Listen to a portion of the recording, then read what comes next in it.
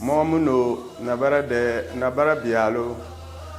Ahmad Muhammad Sahmuddin Batraure Zaksa Company Limited dan ya dogo biya musulmuwa hususan irudu wanke da so kada dona kalaga shahar Ramadan kage irudu wanke kuwana albarka hana Muhammad sallallahu alaihi wasallam wa ngmata kada tom Qur'anin da hadisu wanda da zola de ya jama'ar nga musulmi we nurnga izola de la umra irudu kan kadana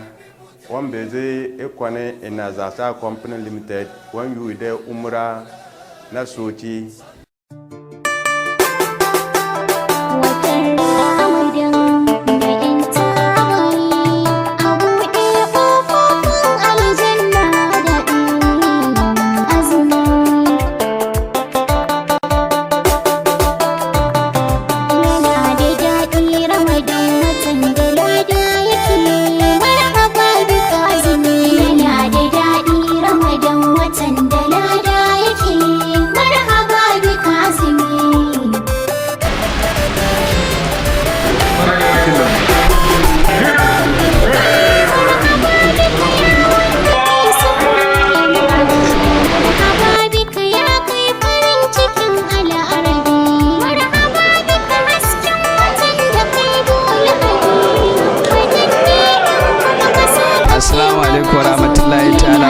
yan uwa masu kallon barkanmu da waraka. Nike jin yau ne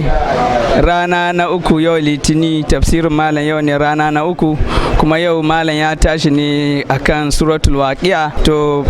manzo Allah sallallahu alaihi wasallam yana cewa duk wanda ke son ya ga abin da zai faru ranar tashin kiyama, ya ji abin da zai faru kamar yana gani, to ya karanta suratul waqi'a, zai ga abin kamar gani ido. Wannan yana cikin musnaf na Ibn Abi Shayba.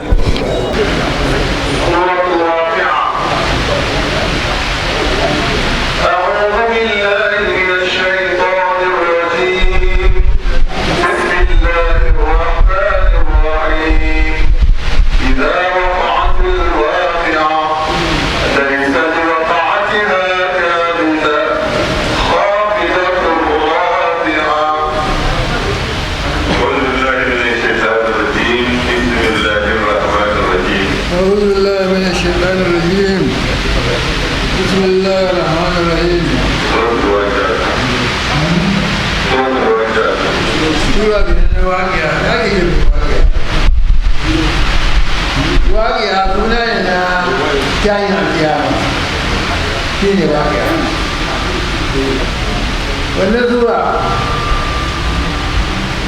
ana da suratul gina, sura na wadata. Ai horo cikin wannan sura hore yaran mu da shi da matan ka. Wannan sura ina ba mu labarin matakai na tashin alkiyama. Wannan sura ina nuna mana jama'a guda biyu wanda za a ba su littafi a hannun dama,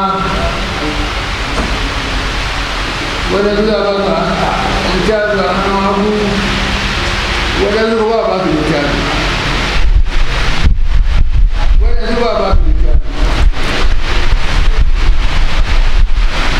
Mutane biyu sun tsira, wanda za a ba su littafi a hannun dama sun tsira. والسابقون السابقون وإنما بعد الكامل ثم بالإيمان وإن أردت أن تتابع عنه أبو كبر إلى بعض الشيء إن الله قيام معلّى قيام مجاني وتتاجن عن القيامة قيام ذاك المسلم يا المواعدين قيام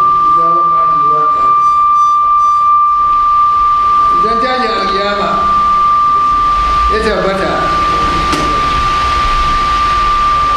an samu wani bawan Allah ya yi magana zabda kan wanga sura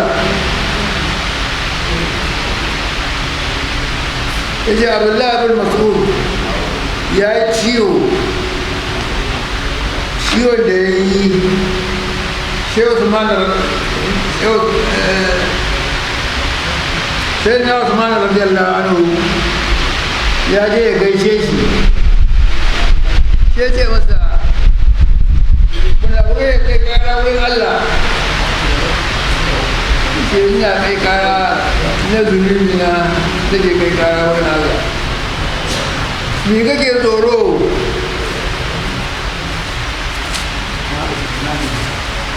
me kake marmari zan ce me kake marmari da ina marmari rahaman Allah na ke marmari sai ke masa zan ne muka dokta da duba yin ciwon ka ke ce a ɗabi wa marar da ne dokta za ki rawar da a doktar na shi na shi ke tunaji zai maka alheri da yawa ya Abdullahi ne ba su zai ba bukata alheri ba bukata alheri kyautar da ka bina alheri zan baka ne saboda bayanka yaran da mata sun ci azumi shi ce kana tsoron talauci ne ga mata na iyana mata suka ji tsoro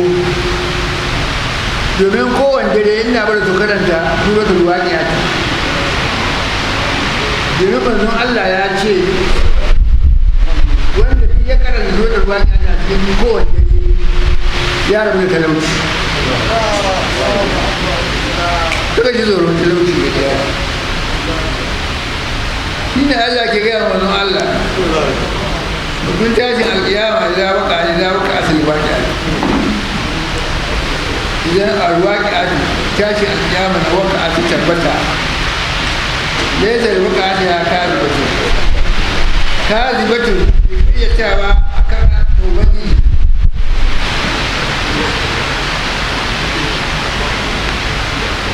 wani rai da zai karyata wani dare alkiyama ba shi laisa da waka asali ya kazi mai karyata tashin alkiyama ne kore kamar da wata suke korewa ta anan duniya ba ka samu ita abu ba ka samu wani duniya ne ba